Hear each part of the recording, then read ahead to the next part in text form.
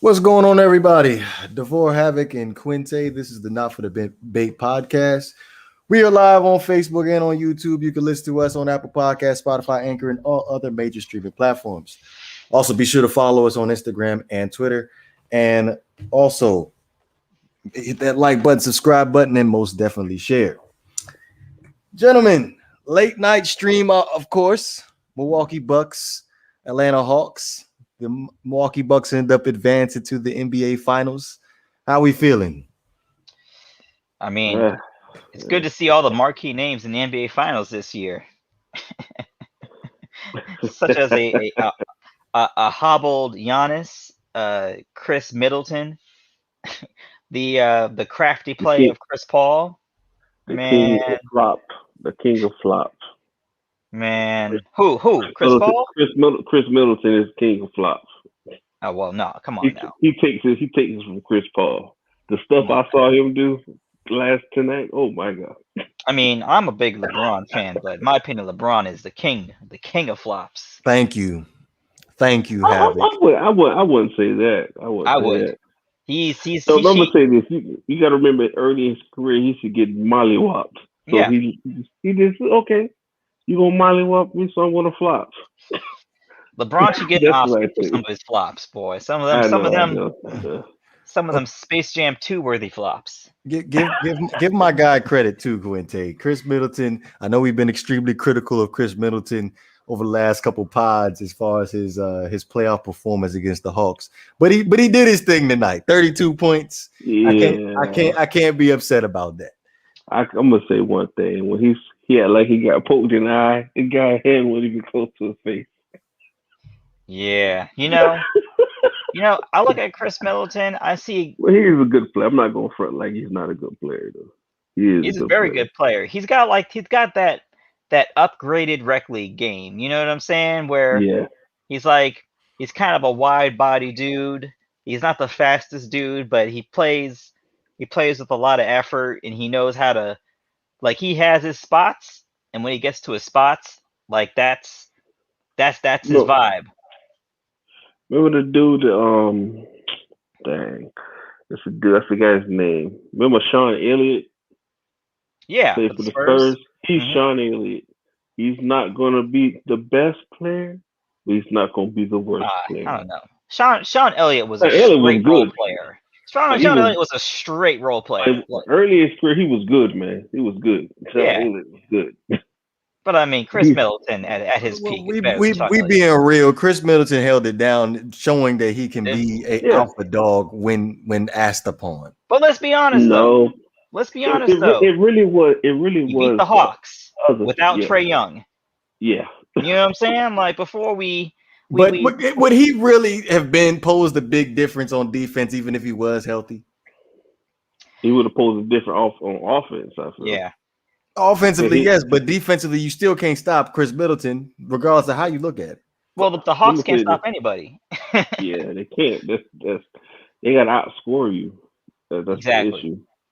Because I'm gonna say, if his ankle was fine, he would have pulled up from half court a lot more, and he would have made 5 of them shots, and it would have been a wrap. Because the stadium would have got into it. He would have been feeling himself. It would have been a wrap. But and also, I mean, Trae Young plays with 2 ankle braces when on two healthy ankles, he wears ankle braces. So, if he's got a bad ankle, then all that. It's like he's like one of them new era players that lives off of the energy. You know what I mean? Like Trae Young is a straight I'm living off the energy type player. And when you're hobbled and you're down and you about to get bounced about the playoffs.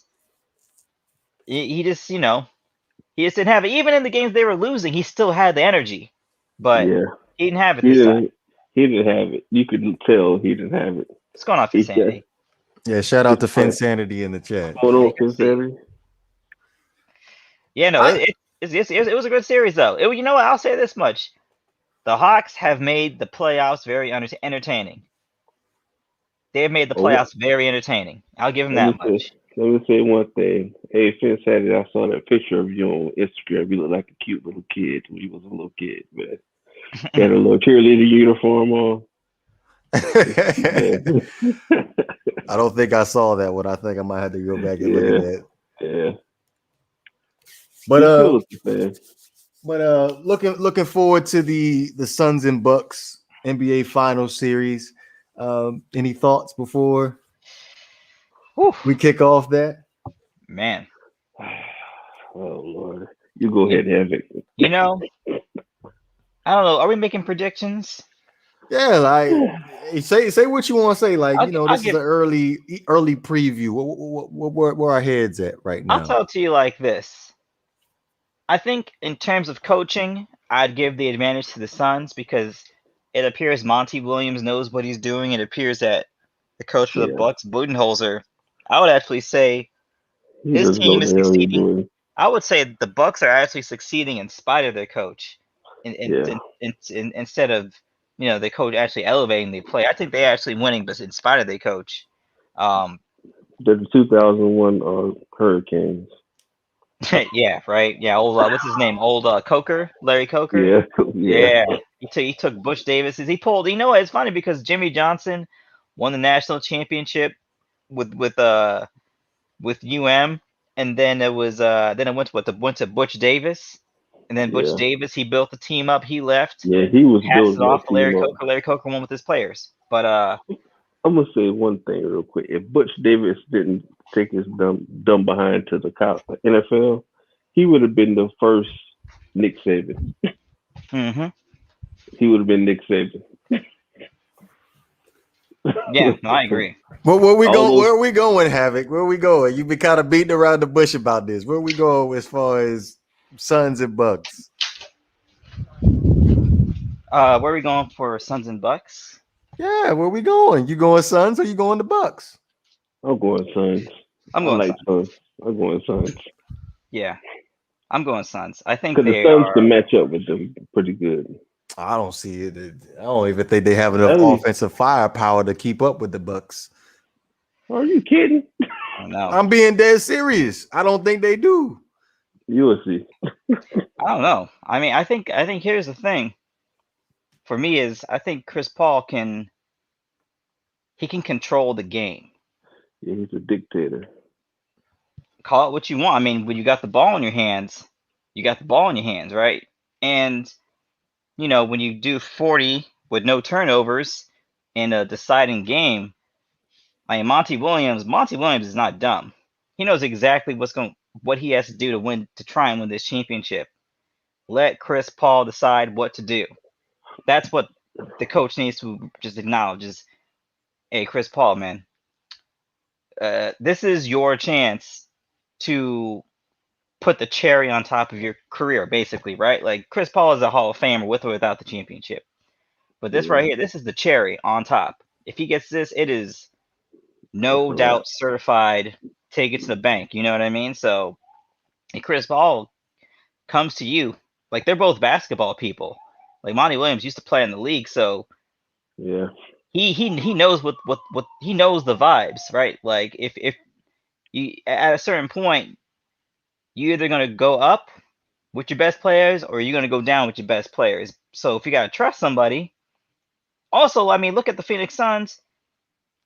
Ain't a whole lot of other people you gonna trust outside of Chris Paul with the ball. Like Devin Booker's playing well, but he's still, you know what I'm saying? Outside of Devin Booker and Chris Paul, where is your offense coming from? Ayton. No, Ayton can't set up his own shot. He's got to be set up. He's by Chris Paul. Nah, I'm gonna say this: Ayton will play good defense. He's gonna run. He's taking out the game by Brook Lopez automatically because Brook Lopez gonna run to the 3-point line. So then what you gonna do? Ayton is obsolete. But Ayton can play defense. He can move his. I'm gonna say this: he's a lesser Bam Adebayo. He can run. He can play defense on the perimeter a little bit. Oof, boy, yes, but Brook Lopez taking Ayton out the paint frees up Giannis to score. I mean, here's the thing: if Ayton's gonna be playing significant minutes, right? Yeah. Which is going to force Milwaukee to play Brook Lopez. So I actually think that actually benefits the Suns because Brook Lopez is the slowest player on the court by far. You think it benefits the Suns? I do. Yeah, I do. I don't know about that. Because look at the Suns. It's fast. Aiden he's a faster big man. Yeah, well, first of all, Aiden can run the floor, right? He can get up and down the floor faster than Brook Lopez is. But if Brook Lopez isn't in the game, the Bucks don't have anybody else that can even size-wise hold Aiden. You know what I mean? So that's understandable, but we talk about offensively. We can take Aiden out the game. No, because Aiden can get between 4 and 5 buckets a game just running up the court and just being available. He can get 4 to 5 buckets easy. That's 10 points right there. The rest of the buckets, rebounds, dirty work, lobs, then you look up, he's got 20 and 12. That's going to be an interesting matchup to look at moving forward in this series. DeAndre Ayton. I mean, I said DeAndre Ayton. You gotta remember. I'm gonna say one thing before you finish, man. Don't forget about Crowder. Crowder was Who is Crowder? Who is Crowder? Okay. Who is Crowder? Because he gonna be checking Giannis. Who is Crowder? Crowder is gonna D up Giannis. No. I mean, he's going to be assigned to Giannis. I don't know if he's going to D him up. No, he ain't doing nothing to Giannis. All right, man. I don't know if he's going to D up Giannis. He's going to be assigned to Giannis, but we'll see. Offensive liability too. Jay Crowder has the body of LeBron James without the skill set. Yeah. Yeah, so now we coming down to Devin Booker. Now pick your poison. What you want to do, Chris Middleton or Drew Holiday? Yeah, he's gonna see both of them. Oh, I'm trying to figure out where all the offensive production coming from because Devin Booker ain't putting up no 40 points every game in this series. That's not happening. Well, I mean, it appears you got playoff Chris Paul, who I think is taking on more of a scoring role with the Suns. So he's good for 20, I would say. You got Booker, he's a straight scorer. You got Aiden, who, he was consistently giving you between 18 and 22 a game in the last series. And then you got a lot of athleticism off the bench, of which Chris Paul is basically setting them all up. So, I think the smart money might be on the Bucks just because they're more veteran team. Like they have just more veterans. Like veterans, like your Drew Holidays and your PJ Tuckers, like solid veterans than the Suns do. But the Suns got the smartest player on the court at all times. So it's true. We're gonna have to see. Yeah, you got to think about if this was 10 years ago, Chris Paul would be the best player on the court. Yeah. MVP, like I don't know. You can make the argument that Chris Paul may have had a few noteworthy possible MVP like seasons throughout his career. Yeah, now he just happened to be in New Orleans, so no one gave a damn. But yeah. Did you guys see that picture of Monty Williams when he was in New Orleans with Chris Paul, and the picture that they took the other night when they ended up winning the series versus the Clippers? I didn't see that. Oh man, that was a beautiful photo, bro. That was a beautiful. Monty Williams used to be the coach in New Orleans, if you remember. I do. Oh yeah. So they had a winning record and they fired him. Yes. They did. Yeah. I remember that. That was tough because I remember I think his wife passed away and then he lost his job on top of he walked away from his job. So I don't even know if he really got fired. I think he just walked away. But we'll see. But I mean, look, it's a good reunion because if there's one thing New Orleans knows how to do, it's push away good talent. It's what they specialize in. They done lost AD. They done lost Chris Paul. They about to lose Zion. Zion ain't staying in New Orleans. I'm telling you that right now. He is not staying there. He's gonna stay. I have a feeling he's gonna stay. When I hear all the people talk about, New Orleans, they don't have their facilities together. New Orleans, they don't really have any. There's really no marketing push if you play for New Orleans. Like, think of it, right? Like Anthony Davis he goes to LA, everyone's like, oh yeah, he's MVP type player, but he's in New Orleans, ain't nobody watching him play. Don't nobody watch you play if you're in New Orleans. And they can't get they can't get their coaching situation right. Like by the time Zion gets to year 5, he's going to have about 3 head coaches. So, I mean, look, man, it's a very familiar story that's playing out right now. Interesting. Since we on to talk about trade talks, where we going with Ben Simmons? Because I heard a Golden State rumor today again. That's my third time hearing a Golden State rumor about Ben Simmons. I want him to come to the Heat, man. Oh no, I don't. No. We don't need more. We don't need more defenders that can't shoot. I'm gonna say this to you, Havoc.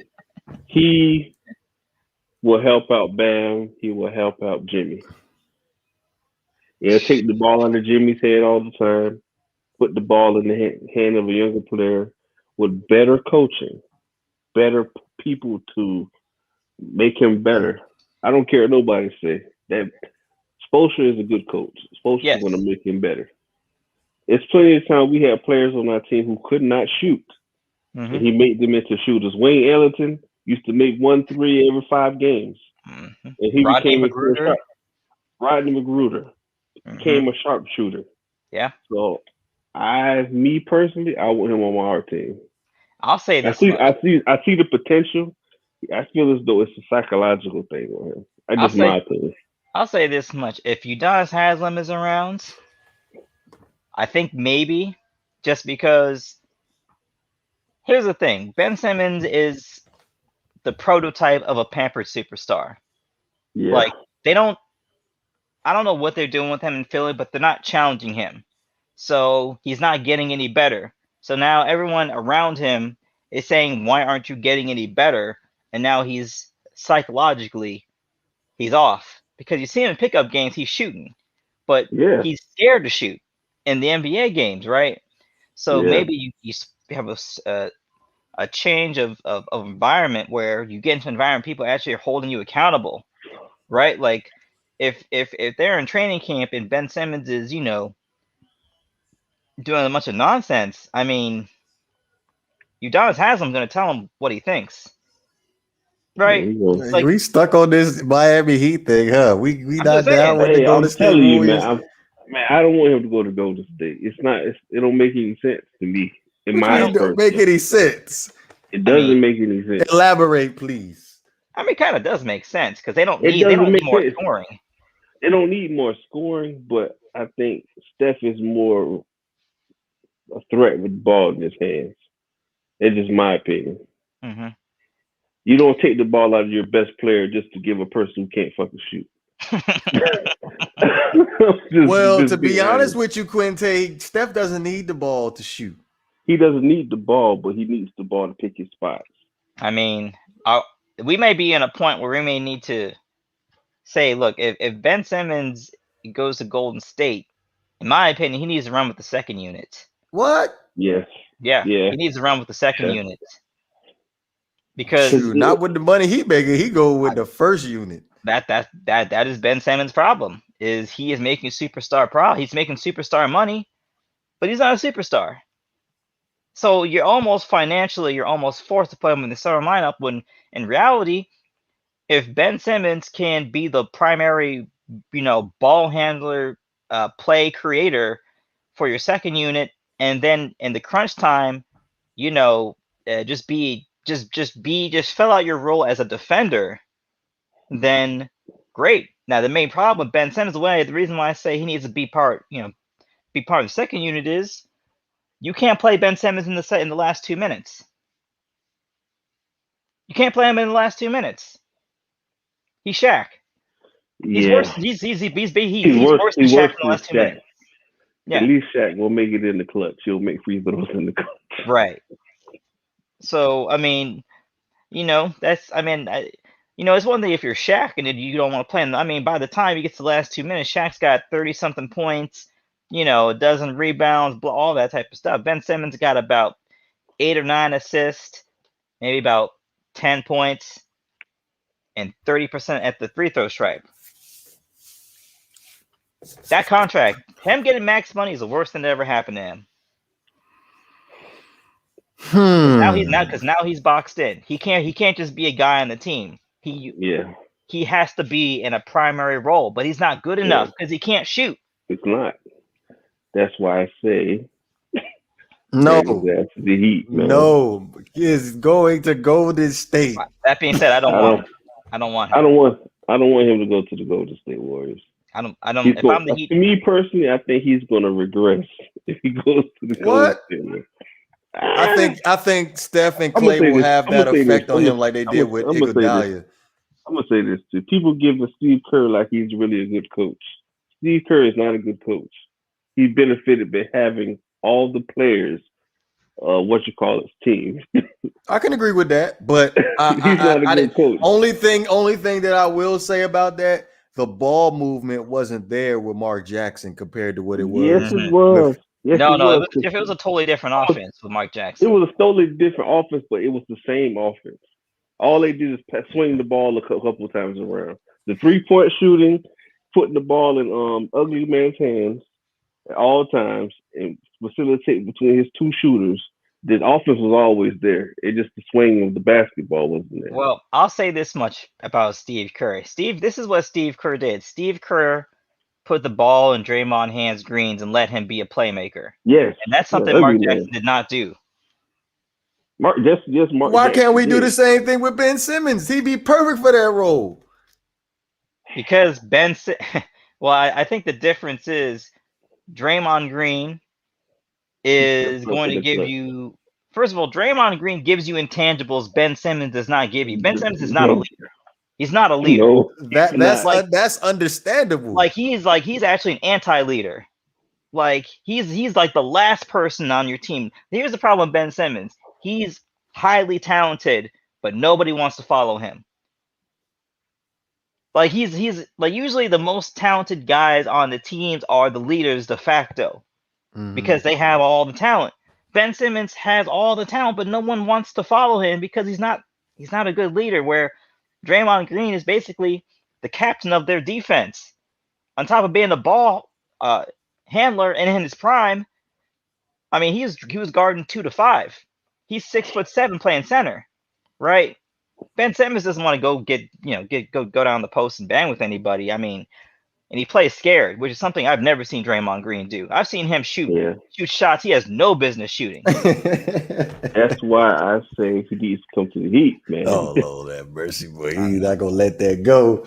Man, I'm telling you, man, he needs to come to the Heat, man. We done had the conversation. Oh, Kawhi needs to come to the Heat. Now we talk about Ben Simmons. I'm gonna say me personally, I don't want Kawhi because he's only gonna play 40 games and he's gonna be hurt in the playoffs. Mm-hmm. I don't care how good he is. He's gonna play 40 games a season and he's gonna be hurt in the playoffs. Look, if I'm the Heat, is Dame Lillard a bust? Yeah. Oh, I ain't gonna front with that. Dame Lillard a bust. Dame Lillard a bust. You put Dame Lillard on the Heat, bro. That is. I think it's already signed, sealed, and delivered already. What's gonna happen with Dame Lillard? You are to be honest with you, competing. Havoc. I think he's going to the Lakers. Yeah, it's already signed. It's signed off already. I've seen him and LeBron having conversations for the past 2 weeks. So, and I'm not even looking for it. And I was saying, oh man, LeBron and Dame Lillard are on the sidelines having a conversation. Like, come on, man. Are there not tampering rules in the league? Well, who are they giving up to get him? That's the thing. Taylor Horton Tucker. I don't know, like all their draft picks for the next 10 years. You know what I mean? Like I mean, look, they don't really, I mean, Kuzma, Taylor Horton Tucker, a bunch of draft picks, Montrezl Harrell. And I won't give up Montrezl. Why? They're not even playing him. Yeah, he don't even play. I think one more year in the system, Montrezl Harrell would be good. I would say not get rid of him if they didn't get Drummond later in the year this year. Right, they got Drummond now. But to me, they need that. They need a bench one and they need a starter. And I think they need to make up their mind and start one of them. And I think it should be Drummond should be the starter. Montrezl should come off the bench.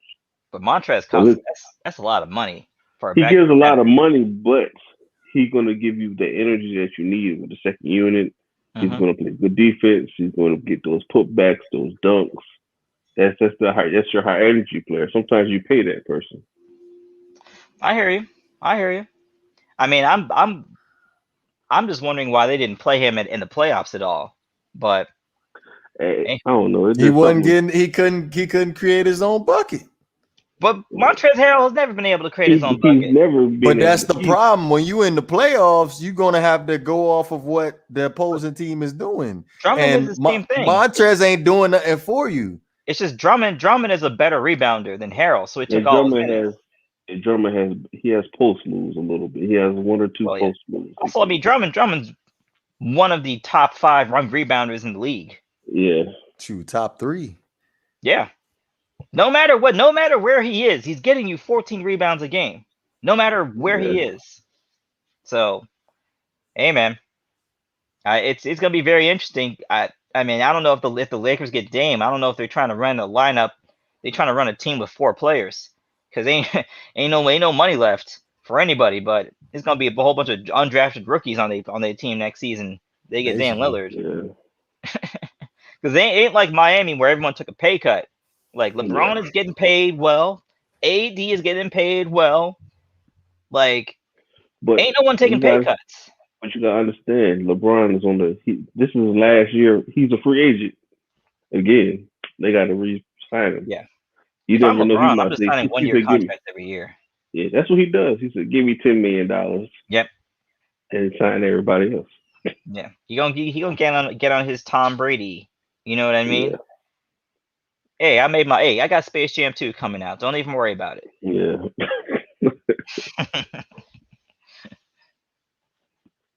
You know? But we'll see. If I'm Miami, Dame Lillard is... You're muted. You're muted. Oh, my bad. I was going to say, let's go ahead and focus on the NCAA. They've made it official Thursday. Their players are now going to be able to get paid, will be eligible to get paid for business ventures moving forward. I like that, man. I mean, first things first, the top college players have been getting paid in college. Yeah. Like under the table. But I mean, they've been like, I was to a podcast earlier this week. Johnny Manziel was talking about he was taking home $30,000 a week. He just went to a little room, signed a bunch of stuff, took his money, and kept it moving. Like, they've been getting paid. Now, I mean, look, my personal opinion, the NCAA is on that antebellum, that antebellum economy. You know what I mean? Where you got to remember, all the best players are from the South, and that's all the best teams are in the South. I know. So all those people who run the college football are from the South. So that's very true. That's very true. That's where all the money is, and you know, they got that mentality where, you know, they're calling it amateur athletics, but I mean, it's not amateur. There ain't nothing amateur about a business that generates hundreds of millions of dollars per year. There ain't nothing amateur about it. The only thing amateur is the fact that you want to give all the money to the coaches, but you don't want to pay the players. And by the way, they're still not paying the players. Like, they're still not paying the players. They're just letting the players get paid on their own. But fortunately, we won't see any more situations like, you know, we won't have to see any more situations like Peter Warwick and Lavernius Coles, what they got into when they were at Florida State. We won't get any more situations like Reggie Bush. We won't get any more situations like Maurice Claret. Just guys getting, you know, guys having their livelihood threatened because they're just trying to make a little bit of money. Meanwhile, they're seeing people wearing their jerseys on the street and they eating ramen noodles. So those are facts. Listen, that's facts. And the only reason why the NCAA is doing this is because the NBA is going to take away. There's a number of reasons why, but the NBA is going to take away the 1-year requirement for basketball players. And now top level prospects aren't going to D1 schools anymore because they don't have to go to D1 schools anymore to get drafted. LaMelo Ball went to Australia. RJ Hampton went to Australia. Guys are going to the G League, taking a year off. I'm just going to go to the G League now. So this is actually, the NCAA is actually trying to keep guys in school by letting them make money like this. And also, you know, I think at some point, a player would have would have sued the pants off the NCAA, and would have forced their hand. So, hey man, it's good to see them making money off their life instead of the school being the only beneficiary. Mm-hmm. Talk to me, Quinte. I like it because some of these players need to get paid, because some players, you're great in college and you're trash in the pros. Jimmer Fredette. And Danny Warfel, Ken Dorsey. You got to think of all the players who got raped in college. Adam Morrison. Yes. Who it was great in college. They should have got paid, so they'd have been okay if they didn't make it to the league. And also with the XFL popping back off, think about it. They can go to XFL and get a big contract and keep their sponsorship and keep it rolling. They still get paid to have a 5-10 year career in XFL or going to Canadian Football League. That's what people don't understand, because it's players who's not going to make it to the league, the NFL. They still can make it to Canadian Football League or the XFL. People still want to watch it because those are good players. They're going to watch it because the product on the field is going to get better, because even though these players are not 6'4", 250, they might be 5'11". Come on now, these dudes still can play. You understand what I'm saying? I feel as though that's a great move, and I like what the quarterback from UM did. He signed to something right now, and he's trying to get all his team members to get paid too, along with him. And I think that's the way to go. And that's how you make the deal, make it good. Because he was explaining how some players, they live off the stipend they get, but they got to give $500 back to the family. Exactly. Yeah. So it's like you need to pay the players, dude. If the football team and the basketball team making the most money from the university, they need to get broke off, man. I'm sorry. You bring up a great point. Because I was going to pose the question. By the way, shout out to Carnell World in the comment section. It's good.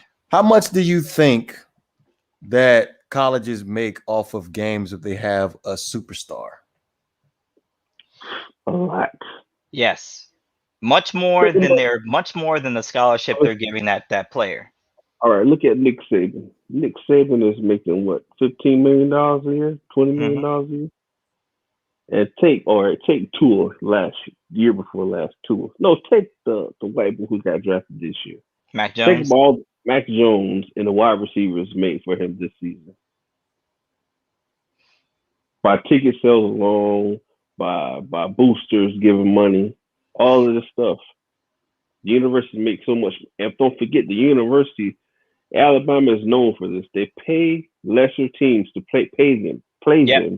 They do. They do. They pay lesser teams to pay them. Like, all right, say we all went to Bethune-Cookman University. They go to Bethune-Cookman, we're going to give you $10 million so we can whoop your ass real quick. And y'all get some revenue. And think about it. They get all the money from the TV sales and everything, all the merch and everything. You know how many kids walk around with number 10 jersey? That's what you call jersey. How many people walk around with a 13 jersey? That's Tua's jersey. I mean, look, Alabama makes more money than some NFL teams. So, you know, and also there are certain players, you know, they may not be stars in the league. They may have a career where they're bouncing around from, you know, country to country or league to league, but they may be stars in college. So you may be in a position where you can make maybe $250,000 a year as a college football athlete, but as a pro, you may be in the CFL, you know what I'm saying, making $50,000 a year. So your college years may be your best opportunity to actually maximize your earning potential. And also, you're exposing mostly, you're talking about football and basketball, you're exposing a lot of young black athletes to economics early and how to understand the game and how to maximize your potential. And now you're making money, but you're making a lot of money and you're in college. How do you best set yourself up? Because, like, let's say you play for Duke. You're the last man on Duke. You're getting. Someone's gonna sponsor you. You're the last man on Duke. You're the last man on North Carolina. You're the last man, wherever. I'm talking about basketball, Kentucky. Someone's gonna break you off with something, right? So you're kind of getting a business lesson in real time as well, and beginning to understand how does the market value me, because Zion, if they would have allowed this, Zion would have been a millionaire in college. That's true. Easy. Shoot, bump that. Talk about Vince Young and Reggie Bush. Yeah, they need to give Reggie his trophy back. I think they just did. Yeah, I thought they had a discussion. I don't think they did it just yet, but like, to be honest, back then I wasn't really big on NCAA football, but everybody knew who Reggie Bush was. Everybody was walking around with a Reggie Bush jersey, and to hear that he wasn't getting paid for that. Yeah. What's his name? Johnny Manziel, Money Manziel. Yep. He would have been he was already box office in college. He would have gotten broken off something ridiculous when he was in college. You know what I'm saying? Tim Tebow, Percy Harvin. So all of a sudden, you ain't too. I mean, of course, you want to make it to the NFL and make more money, but all of a sudden, you got enough money where you can pay your mom's rent. You know what I'm saying? You can make sure that your family's taken care of. All that economic pressure that's on a lot of these guys, all of a sudden, they don't have to worry about that quite as much, and they can just go out there and play ball. You ain't gotta be, 235 running a 4.40 eating top ramen every day. I see Carnell talk about Brandon Wheaton in the chat. I could have sworn Brandon Wheaton played baseball at one point and ended up going back to school. Don't quote me on that. I know Chris Wenke was like about 27, 28 when he came into the league. They were 28 years old, man. Yeah. What's his name? Drew Stanton, right? Played quarterback at Michigan, then played baseball for a couple years and became a backup in the league when he was like 20, maybe 27 or so. That's interesting. Now I kind of want to go back to school so I can make me some money. I'm about to turn 30. I could be a star, and I'd be a star for like 2 years. Cash in a $50,000 deal. But you're gonna be 30. You're gonna be 30 years old in college trying to make money. Yeah. You're gonna get if I'm putting asses in them seats, why not? You're gonna get sponsored by Gold Bond Powder and and Ben Gay. Hey, I take it. Hey, if Viagra came to me and said, "Hey, you want to sponsor us?" I said, "Fine, fuck it, I'll do it." Wow, that's nuts. Come on, Quinte, you gonna say no to that? Viagra sponsoring a college athlete. I'm older. $50,000. $50,000 on the table for you, Quinte, just for you to sponsor somebody. But I make more than that in a year. Okay, but it's free money though. So you telling me I gotta put my body on the line? If I was 25, yes, I'm not going front leg. If I was 25 and still in good shape, yes, I'm not gonna lie. I'd be going right to FAU, sign up for college today. Said 25. I think my body is durable enough where I can compete with a 25-year-old. I'm gonna let you know this how you gauge yourself. Do you have semi-pro leagues where you live at? Yes. Sign up for semi-pro and see if you can take it. See, I thought about that, but then I was like, man, if I get I did it with young dudes. I was like 20, 27, 26 when I did it. I did it for 2 or 3 years.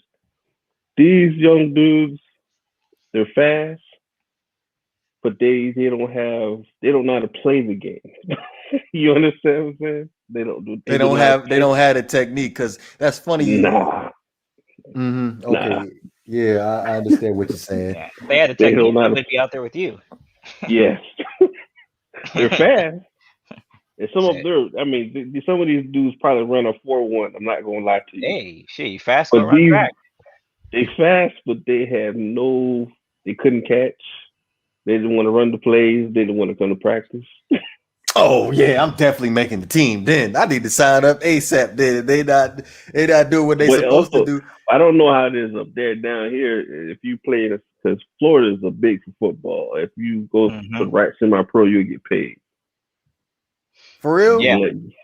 You'll make $200 a practice, $500 a game. In Florida, people will watch anybody play football. I need to move to Florida so I can play semi-pro football. Yeah, I'm telling you, but they take it seriously now because I'm as serious as it's gonna get. If you mess with some of them little Dade County gangsters, they gonna pull a pistol on you if you don't they will. That money. Yeah, they will. Yeah, they will. I remember playing pickup basketball in what used to be known as Carroll City. Man, never again. Never. And I was playing. It wasn't even bad. I was playing baseball, and I was just like trying to get some work in the summertime. I went down with some people I knew, and some people got into a kerfuffle. A what? A kerfuffle. A kerfuffle. Spell that, bruh. No. So some people got into a misunderstanding, and then someone said something about going back to my trunk, and then all of a sudden the game was over. And so, hey man, I learned real quick the rules. The rules of the road around there. When someone talked to me, they were talking about popping the trunk for real. You know what I'm saying? Over a game. Over someone stepping over somebody's shoes. That don't sound like something I want to get involved in, to be honest with you. I never went back. It's a difference. Like if you live in the Tri-County area, if you live in Dade County, it's different than Broward County. Broward County, you might have people that want to get physical with you, but other than that, they're going to argue with you. It's going to go about their day. You might have one or two guys who might actually hit you. Yeah. Other than that, no, nobody wants to do that. But usually all the hotheads are playing basketball or football. They ain't playing baseball. Yeah. That's why I was surprised. Yeah. But if the semi-pro pays a little bit, especially if you go to the Orlando area, because I don't know if not the semi-pro, but the Arena League team is still there. I ain't watched the Arena League in a minute. They had I remember my friend who tried out. He said, "Man, come try out with me." I almost made the team, and just off just trying out, but I couldn't do that. Yeah. I hear you. I mean, that's I wasn't even making more than I was making at my job. I said, man, that man said $30,000. I said, man, I make more than this. It'd be a nice little summer job if I was in college. I ain't even gonna lie. I ain't gonna lie. 30,000. Yeah. I make way more than that too. So that ain't worth it for me. But if we talk about 18, 19, 20, 21. Yeah. You still think you can make the NFL eventually? Like, why not? Yeah, why not? And I ain't had no kids. Because that's the main thing. I need to have a substantial amount of income. I need steady pay. Yes, I need that. That's what I need. But I know a dude who did that. He tried out for the Dolphins. He paid the $400 to try out for the Dolphins. He had 2 kids at the time. He tried out. He didn't make it, but he tried out. He made it to almost the last tryout, the last day of the preseason. He got let go. You know what he came? He came right back to work. Hey, but there have been stories. He took a leave of absence, and that's what he did. They didn't call him back to go to semi-pro or not semi-pro, but practice squad. Anything. I know a couple of guys who was in the practice squad. It's like the dude said, "Man, you can make a lot of money on the practice squad. You make $10,000 a practice." I mean, what practice squad pays $100,000 a year, right? Something like that. I just need to do it for 1 year. Put me on the practice squad for 1 year. I'm good. Yeah. Don't forget the word you gotta pay tax on that money. That's cool, bro. $100,000. I'm good to sit on the bench and run scout team. I'm good. Get paid $100,000 to get better. Okay. Yes. I'll take that. Know. Now, Havoc, I will say this: when you're on that scout team, they know the plays, so you don't get your head knocked off. Hey, I mean, you just gotta name the right price. Shoot. You just gotta name the right price. Just be prepared. I remember back in the day when I used to run the scout team. Man, they would tell that defense to play. They looking to tear your head off. Man, I'll tell you what I'll tell you what I did. I played baseball, so I don't have those problems. I don't got to worry about no one trying to take my head off. Man, Havoc, but I tell you, scout team, like you obviously you're going up against the starters, the best players on the team. Mm-hmm. So you have the best the defensive line going up against the scout team offensive line. You know how bad a running back would get fucked up fucking around with the damn first team defense. Yeah, I seen dudes bones come out their elbow. That's when them offensive linemen ain't want to block or weren't even on the level of the starters. Yeah, no, I'll pass. I was like, I weighed about 125 pounds in high school, so I'll pass. I was. I'm gonna say. I remember. This is what happened. I was in 9th grade. Me and my mom was the same height. My mom was 5'3". When I was in 9th grade, I was 5'3", but I wore a size 11 shoe. I remember my older brother said, "Man, you're gonna grow. Don't worry. Your feet are too big to be so short. Your feet are too big to be so short." Mm-hmm. 10th grade, played 9th grade, 10th grade. Next thing I know, I went from 5'3" to 5'7". Oh man, I'm about to grow. All my brothers are like 6'2", 6'1", 6'2". Mm-hmm. Next year, I grew half inch. Oh, you ended up being 5'9", didn't you? No, 5'10". That's it. Okay. 12 by 12, 5'10". That's it. Me and you are the same. Yeah, I thought I was gonna be at least 6 something with this big ass feet, man. What was the weight though, Quinte? Because Havoc talking about he about $125. I think by the time I got, because I took weight gain there, I weighed 210 in to 4th grade, 210. Okay, I ran long distance. So you about a running back kind of build? No, actually, I played linebacker. Oh, you played linebacker. I was a DB. My favorite player was Zach Thomas. So oh yeah, I wanted to be Zach Thomas. Yeah, I just played baseball and I ran long distance, so I just never, I could never keep weight on when I was in high school. Shoot, no matter what. I can't ever keep weight on regardless. Like I feel like I'm tweening right now between about $150 and $155, and it never goes up and it never goes down. Yeah, you hitting that point where no matter what, you're always kind of slim. Mm-hmm. But I hit that point too. It only goes downhill. It only goes downhill. It only goes downhill. Yeah, it only goes downhill. Oh, since I meant to bring this to the table. That was the same thing, so I can't say nothing. Man. Where we at right now, Quinte? You still at about 210? Oh hell no, I ain't see 210 since my daughter was born. I'm like 240 right now. I'm full on dad bod. Hey, Havoc, before we jump into the last time, since you on the show, you the chef on the show. I wanted to run this by you real quick, right? So I had to make some ribs the other day. I marinated that joint. Well, first I boiled the ribs. I boiled it, right? And then after that, I ended up marinating it with this there's an A1 sauce. It's Tabasco A1 sauce. I marinated it. Man, that joint got rid of that pork taste. That mug tasted like fire after I seasoned it and put the barbecue sauce on that joint. Where would you rate it at? That joint was great. So first, and it came off the bone. First, don't forget that. I mean, look, tender is tender. I'm more of a just cook it low and slow in the oven, wrap it up and let it do what it do. But I mean, look, if it tastes good, then it tastes good. If it's tender, then it's tender. I will say though, well, because it sounds like you're trying to not taste the pork flavor.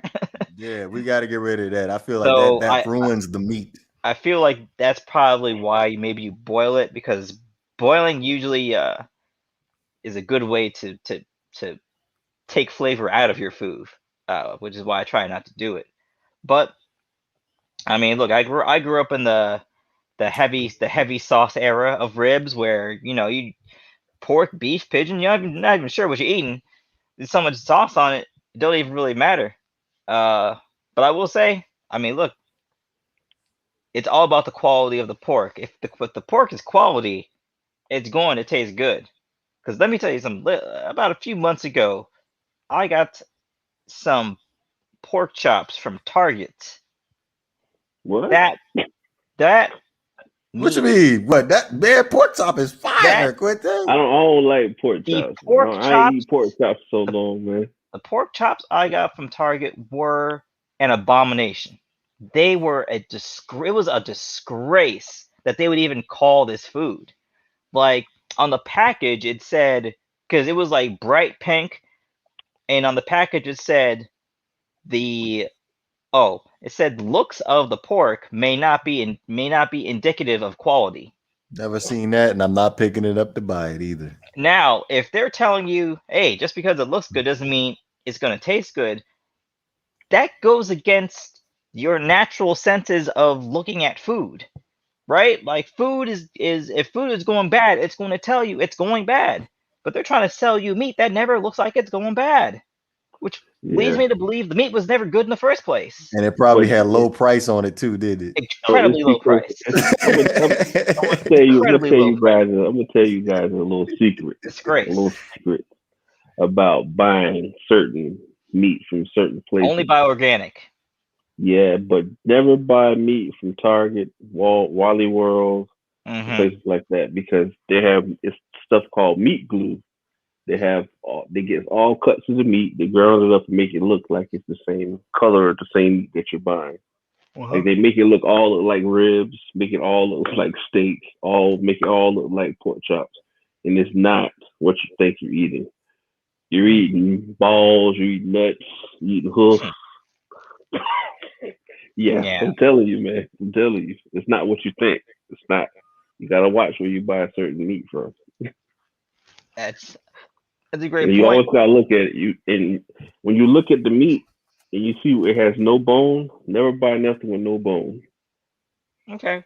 Let me ask you though. Nothing with no bone. Let me ask you though, with the ribs, do you sauce the ribs while they're in the oven? I cook them first, and then I put the sauce on after, and I just let it heat for about 10-15 minutes. I'll tell you what I do is, like, right before I'm about to take the ribs out, I'll put the sauce on it, and I'll put the ribs underneath the broiler, and it kind of locks in the sauce on the meat. And then so you put the sauce on the bottom of the rib. So you flip it over, or you just leave it in the pan? Well, I mean, I wrap my ribs in foil and cook them low and slow, and I do it. So usually I'll make. So I have my barbecue sauce, and then I also have it's like a vinegar mix. Whoa! You're flagging right now. What kind of barbecue sauce you got? What type of barbecue sauce do I use? Yeah, if it ain't Sweet Baby Ray's, you ain't doing it. Oh, right. That's what I use. I use Sweet Baby Ray's. It's really good. Quinta, you with that? Man, I like ribs, but I can't eat it. I'm too fat for that, man. I might have a heart attack. Yeah, ribs is literally all dark meat. Delicious though. I like the beef over the pork though. I ain't gonna lie. Me too. But the beef is hella expensive though. Them beef ribs are mad expensive. Like that's the only thing keeping me from it. But I now stand on this. I think when properly cooked, ribs are the best food out there. I ain't gonna front like it's not, but man, I can't eat it all the time. I hear you. Dude, I could tear a rack up right now talking about this joke. I feel like the price of ribs is crazy. Like I remember when I was your age, I could do that, but I'm almost 40 years old, man. Yeah. I gotta start watching what I'm eating. It's gonna catch up with you, DeVore. Don't worry about it. Hey, I've been on a very, very strict parade diet. Like for real, all I've been eating and drinking is fruit and naked juice. That's all I've been doing. And that naked juice has more sugar than the fruit that you eat. Well, it's not true. Do you have a job where you walk around a lot? Who, me or Quinte? You. I do. 1000%. Because I'm doing labor work all day. Because I'm a chef. I had this app that counts your steps. I was putting in between 12 and 15,000 steps a day. So if you have a semi-healthy diet, you're gonna stay in pretty good shape. But that's all I gotta say. Yeah, I went and had the physical, Quinte. She said my body is fine. It's equivalent to an athlete. But you gotta understand, you ain't 30 years old, right? Yeah. I got a couple months. All right. I'm gonna let you know a little secret. I remember I used to go running every day, hoop, do my calisthenics, my push-ups and everything. I was a sexy man. Now I have a full-on dad bod. But that's the thing. I don't drink alcohol either. I don't do none of that. I don't drink either. My thing is cookies and snacks and shit. That's my problem. That's my issue. Yeah, that's my issue. Yeah, no, I've plus I don't have, and I've changed shifts on my job. I work overnight, so it like messed up my whole little routine. I hear for me, I've been utilizing like the Nike workout app because it's got like a million different exercises on there, so you don't have to be caught up in the cycle where you're doing the same thing all the time. I gotta download that app to see what that's about. Free.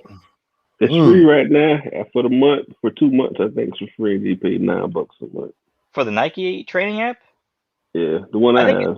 I think that I've been using it for years, and they sent me an email like we're gonna start charging people for it, but since you've been with us for a minute, we're just gonna let you in. I was like, all right. Because it's like $9, and they actually you have to do planking and all. I tried. I did an app. I did like a couple weeks ago. I almost died, man. Trying to do a burpee, almost fell out. Yeah, do a burpee. All right, fellas. Start off slow. Last topic of discussion before we end up closing this thing out.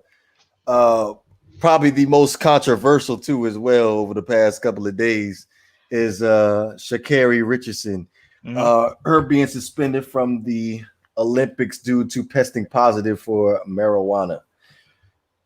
Like I said, very, very controversial. A lot of people think that, considering how it's not a substance enhancement drug, folks feel like she should run. Honestly, I'm gonna keep mine short and sweet. She broke the rules. You're gonna have to deal with the consequences. That's all I got to say. Your floor is y'all. I mean, look, on a very basic level, if you are an athlete and you are trying to you aspire to make it to the Olympics, they testing you for everything. They testing you up and down all day, every day. They give you a little book of things that you can and cannot put into your body. So, you already know the vibes, but I think this brings up a larger question, which is, what's good, Esther? I think it brings up a larger question, which is, where does this, in terms of, you look at the substances that are not allowed, and they're mostly talking about performance enhancing substances, yet marijuana is also on that list. Now, if I'm just using my common sense, I'm almost certain marijuana cannot be considered a performance enhancing drug, right? Like I don't think it makes you run faster, jump higher. I don't think it makes you stronger. I don't think it helps you recover from workouts faster. I don't think it's a performance enhancing drug. So first and foremost, why are you even testing for it? Which leads me to another question of the history of marijuana criminalization in the United States. Like where for something that's so unharmful, why is it so heavily criminalized? Why have so many people, like, still to this day, just squandering away in jail just for selling marijuana when it's legal in half of the country? I mean, what is like, and if you look at the history of it, I mean, marijuana criminalization is rooted in racism, right?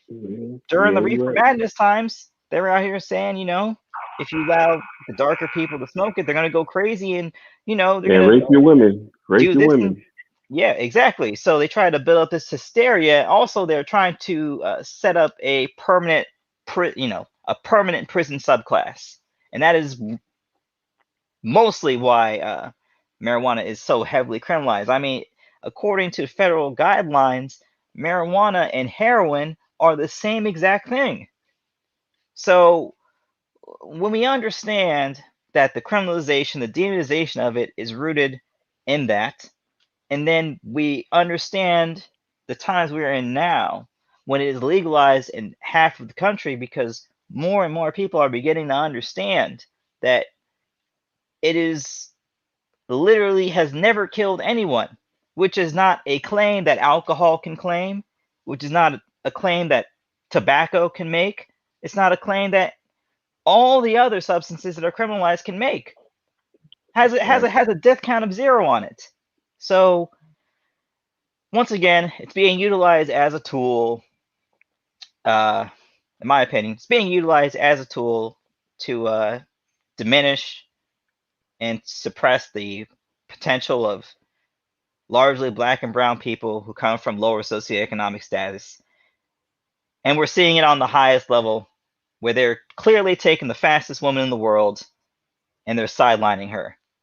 Much as how they are telling Black women, swimmers, that they can't wear hair coverings, the head covering, because it doesn't conform to the natural shape of the head. Well, naturally, the shape of a Black woman's head with hair is going to be different than a white woman's head with hair, or any other race of woman with hair, because our hair is different than anybody else's hair. So you're starting to understand that there is a systemic kind of opposition to our presence. And a lot of these rules are just an extension of that. So yes, did she break the rules? Yes. Do the crime, you gotta do the time? Yes, I understand that. But there is a much bigger question at stake, which is, why are you testing track athletes or smoking marijuana? What is the point of that? Unless the point is you're trying to catch people. Because there's no real logical point, because it's not a performance-enhancing drug. Well, but I'm gonna say this to you. So I'll leave it at that. I understand everything you said, and everything you said was right. But at the end of the day, in the realm of sports, smoking marijuana is still legal. You cannot smoke marijuana when you play sports. And she broke the rules, and that's all it is. It's. I understand all of this, what you were saying, and it's true and it's fact. But in the realm of sports, you broke the rules. It's true. That's it. That is it. And you know what? I think what's going to happen is she's probably going to take the hit on this one, but the next generation, the rules are going to be a little bit different for them. But there's always got to be someone. Look, in order for anything to change, there's always got to be someone that has to get screwed over first. The fall guy. That's just how the game works. Also, I feel as though we need to stop changing the rules on some certain things. Well, I will say this much. I think, one, there's never a bad time to question the rules. Number two, if the rules don't make any sense, right? Like,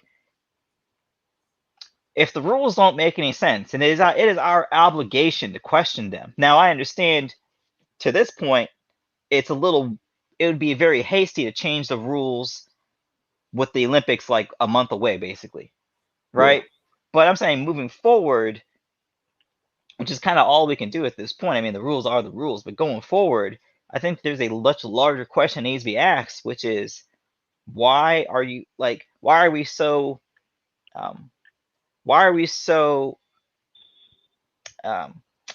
not hesitant, the opposite of hesitant. Why are we so addicted to persistent in terms of giving athletes Toradol, giving them cortisone shots, getting guys, hooked on all these opioids,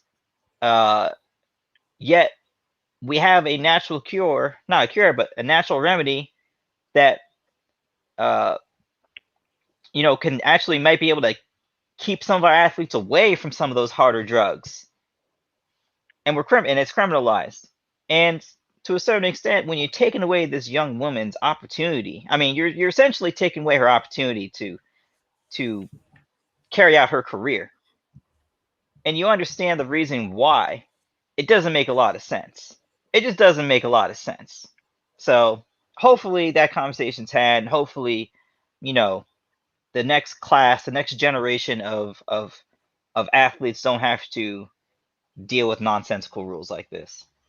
But let me say one thing, and then I will be done with it. My thing is, we put too much on athletics as people, us on this panel right now, as Black people.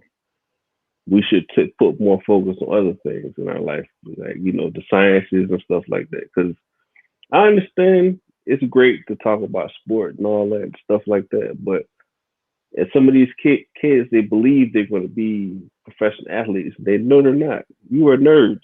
Be a nerd. It's okay. It's fine. It's great to be a nerd, man. I love to see little kids reading books and asking about animals and shit like that. That's amazing to me. I don't want to see another kid say I want to be LeBron. No, say you want to be somebody else, man. There's a lot of great people out there.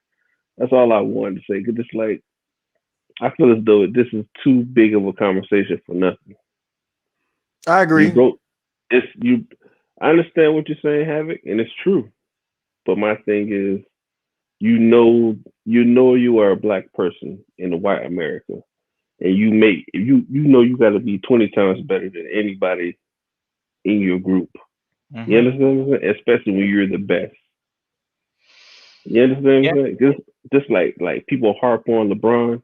You never heard anything bad said about LeBron besides on the court. Right. You don't hear nothing about him cheating on his wife, got 5 other baby mamas, got a gambling problem. No, you don't hear none of that. You hear none of that, man. Because he knows he got to be better than the most. He know he saw his 2/3 players make mistakes. Yeah, but also, that it's part of it's part of a larger trap where you're taking imperfect people who grew up in very imperfect circumstances, more than likely. Yeah. And then all of a sudden you expect them to be perfect. But it doesn't work that way. I'm gonna say this. I grew up in imperfect circumstances, but I know not to do certain things. I have enough home training not to do certain things. It's like, okay, me at work, I want to punch the shit out of people, knock them out, but I cannot do that. I can't. You got to learn how to use your words, talk, use tact. Yeah, that's a new thing I learned how to do. Use tact. Situational awareness. You said use tact. Tact. Yeah. Yeah. Tact. Okay, so I had learned 2 new words today. What was the word you used earlier, Havoc? I don't know. I use a lot of words. Kerfuffle. Kerfuffle. You can't. It's just a lot of things. It's like I get tired of seeing it. But I hear what you're saying though. I love my people, but it's like it's no such thing as every time you see a Black woman on TV, she twerking, looking ratchet. You never see you don't barely see like if you see them, they making fun of her, say she ugly or this, that, the other. I think one of the main issues that you're talking about positive portrayal of Black people is a lot of times when you see it, it's fiction. Yeah. Like when I was growing up, the positive portrayal of Black people was the Cosby Show, and that's made up. Yeah. But I'm gonna say this to you. Those are characters. Me growing up, where I grew up at, I saw more of that Cosby Show with Black families than the watching Brady Bunch. Not the Brady Bunch, but the Step by Step.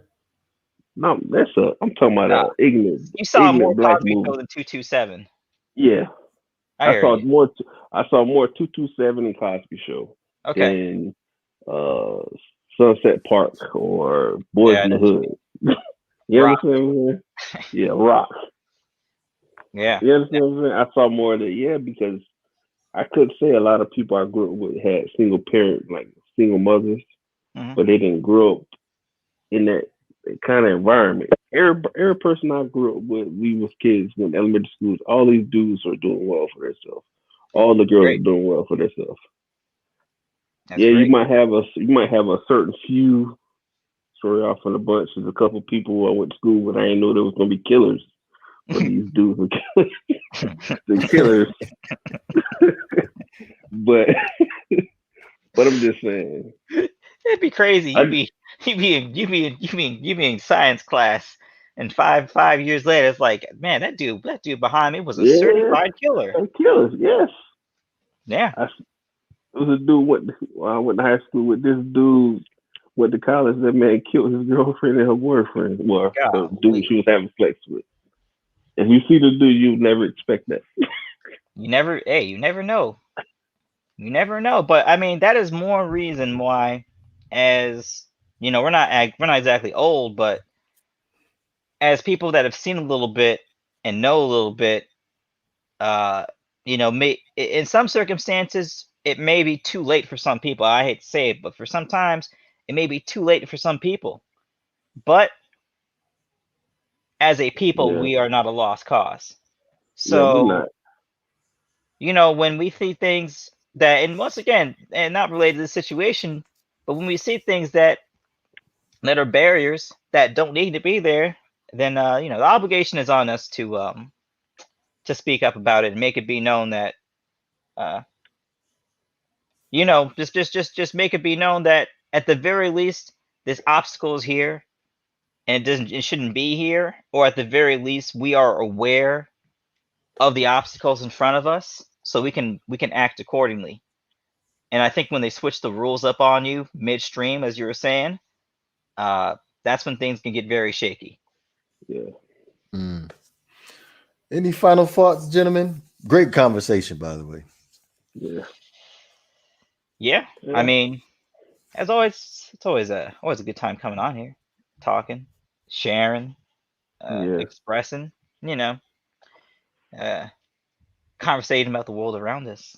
It's very crazy. It's very, very interesting times we're living in. I mean, I'm not exactly sure if it's good or bad times, but they're interesting. I'll give it that much. Very interesting times. I guess you can have a boring president and still have interesting times. So we'll see. Good to be here. Quinte? I love you guys. Hope we keep up the good work, and let's try to promote positive imagery. I'm about to give you an award for your outros, Quinte. But yeah, great conversation as always, gentlemen. Be sure to follow us on Instagram and Twitter. Also, you can listen to us on Apple Podcasts, Spotify, and Anchor. We are going to go be live Wednesday evening, 10 p.m. Eastern time. The Milwaukee Bucks are going to the finals, baby. This is the Not for the Bay podcast. We up out of here, man. Peace.